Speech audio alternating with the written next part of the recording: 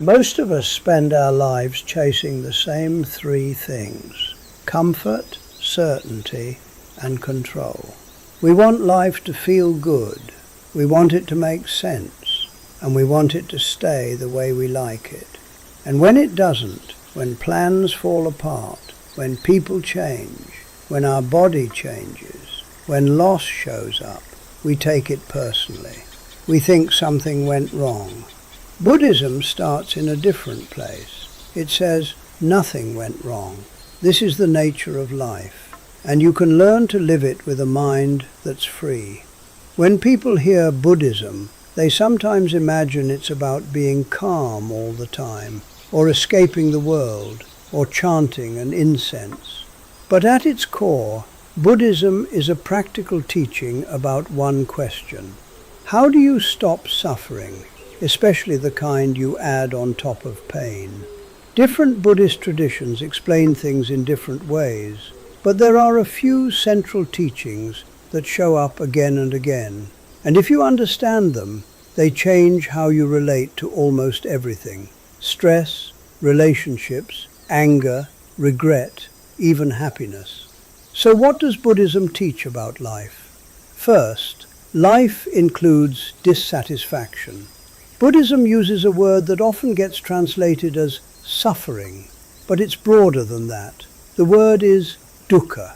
It includes obvious pain, illness, grief, fear, but it also includes something subtler: the constant low-level sense that even when things are good, they're not fully secure. You get what you wanted, and there's still a restlessness. You reach the goal, and you immediately look for the next one. You fall in love, and part of you is already afraid of losing it. You succeed, and you worry you won't be able to maintain it. Buddhism doesn't say life is only suffering. It says, if you look honestly, ordinary life is unstable, and if you build your peace on unstable things, your peace will be unstable too. Second, the cause isn't life itself, it's clinging. Buddhism points to the engine underneath a lot of our mental suffering: craving, grasping, clinging. Not just craving for pleasure, also craving for certainty, craving for control, craving for approval, craving for things to be different than they are. It's that inner voice that says, I need this to go my way. I need them to treat me differently. I need this feeling to stop right now. I need life to guarantee me something. And the painful part is this: even when we get what we crave, it doesn't satisfy us for long, because the mind quickly says, okay, now keep it, protect it, don't lose it. So Buddhism teaches a hard truth, but also a liberating one. You don't suffer because you care. You suffer because you cling. You can love without clinging. You can enjoy without gripping.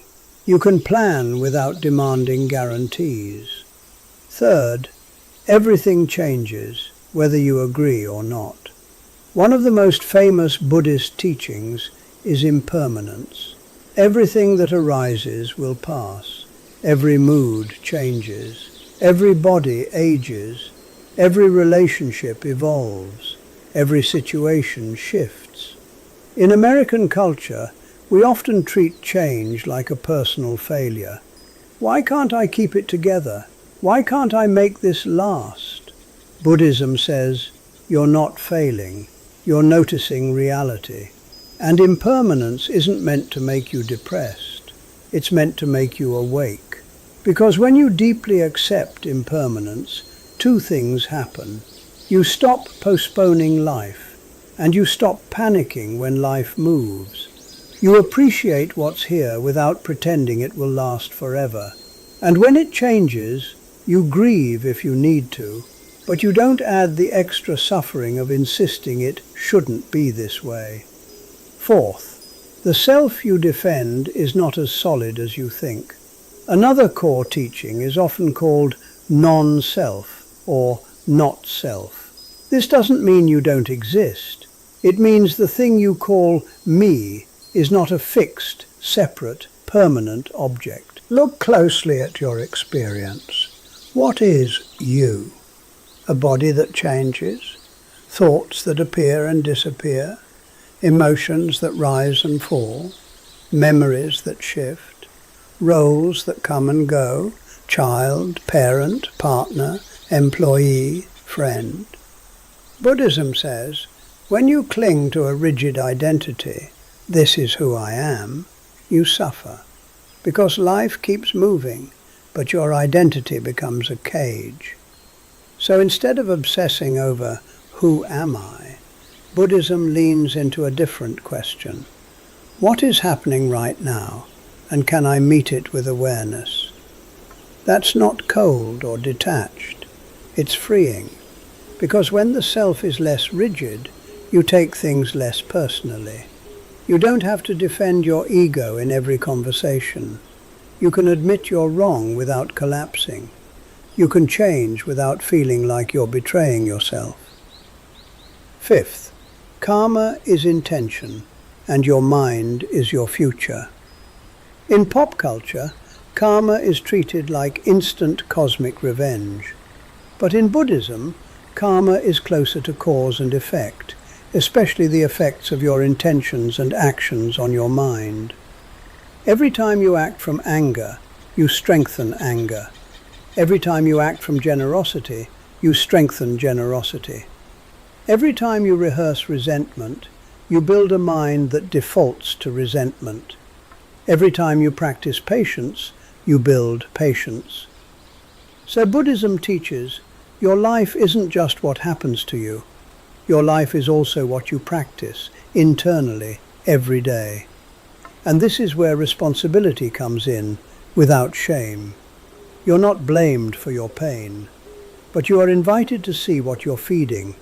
If you keep feeding irritation, distraction, craving, and self-judgment, those states become familiar. They become your normal. But if you feed clarity, kindness, discipline, and mindfulness, those become your home. Sixth, you can't think your way out of suffering. You have to see clearly. Buddhism isn't asking you to adopt beliefs just because someone said so. It's asking you to observe your mind, observe what triggers you, observe what you chase, observe what you avoid, observe how emotions start, peak, and pass. And when you start observing, you realize something huge. You are not the thought. You are not the emotion. You are the awareness that can notice both. That noticing creates space. And in that space, you get choice. You can feel anger without becoming it. You can feel fear without obeying it. You can feel craving without automatically feeding it. This is one of the biggest life lessons Buddhism offers. Freedom is not getting everything you want. Freedom is not being ruled by what you feel. Seventh, the Four Noble Truths, life's problem and life's solution. Buddhism organizes its core insight into four statements. 1. There is dukkha. Life includes dissatisfaction and suffering. 2. There is a cause, clinging and craving. 3. There is an end. Freedom is possible. 4. There is a path. Practices that lead to freedom. That's important. Buddhism isn't just diagnosis, it's treatment. It says you can train the mind the way you train the body. And the path is often summarized as the Eightfold Path. Not 8 commandments, but 8 areas of training. Wisdom, ethical conduct, and mental discipline. In plain English, it means see clearly, live responsibly, train attention. Because a scattered mind creates a scattered life. 8th, mindfulness isn't a vibe, it's a skill. Mindfulness gets marketed in the US as a way to relax, and it can help with that. But in Buddhism, mindfulness is deeper. It's the ability to stay aware of what's happening, without immediately reacting and without immediately escaping. Mindfulness is noticing. This is stress. This is impatience. This is jealousy. This is the urge to say something harmful. This is the urge to numb out.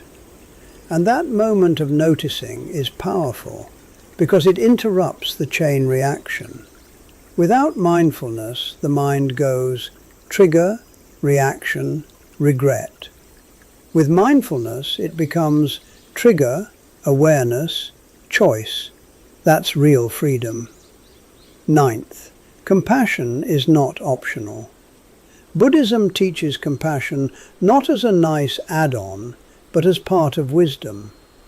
If you understand that everyone is dealing with change, insecurity, aging, loss, and fear, then compassion becomes rational. It doesn't mean you let people mistreat you. You can have boundaries, but you stop turning other people into enemies in your mind. And Buddhism also teaches compassion toward yourself, without turning it into excuses. You can be gentle with yourself and still be disciplined.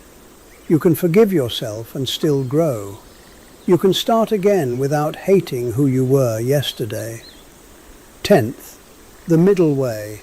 Stop living in extremes. One of the most practical teachings is the middle way, not extreme indulgence and not extreme self-punishment. A lot of people swing between extremes. I'll do whatever I want, then I'll fix everything at once, then burnout, then back to indulgence. Buddhism says that cycle is suffering. Instead, steady effort, balanced living, sustainable practice. Not dramatic, not perfect, just consistent. And here's what all of this means for regular life, your real life. When you're stressed, Buddhism doesn't just say, calm down. It says, look underneath. What are you clinging to? Control? Approval? Certainty? A specific outcome? Can you loosen your grip without giving up care? When you're heartbroken, Buddhism doesn't deny your pain. It says, yes, grief is part of love. And if you don't add the story that this shouldn't be happening, you suffer less. When you're angry, Buddhism says, notice how anger feels in the body. Heat, tightness, speed.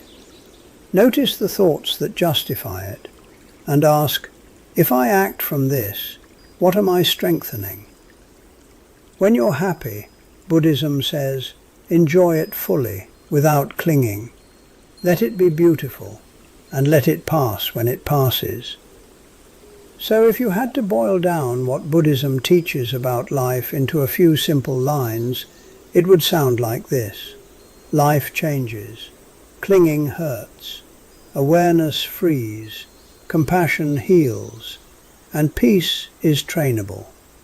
Not by forcing life to cooperate, but by training the mind to meet life as it is. And if you want one practical step you can take today, it's this. Pick one moment, just one, where you would normally react automatically. Maybe it's when you get a frustrating email. Maybe it's when someone cuts you off in traffic. Maybe it's when you feel the urge to doom scroll. Maybe it's when you want to say something sharp to someone you love. When that moment comes, pause for one breath, just one breath. And in that breath, notice, what am I feeling? What am I about to do? What would a wise, kind version of me do next? That tiny pause is the beginning of the path. Because in Buddhism, awakening doesn't start with a perfect life. It starts with seeing clearly, right here, in the life you already have.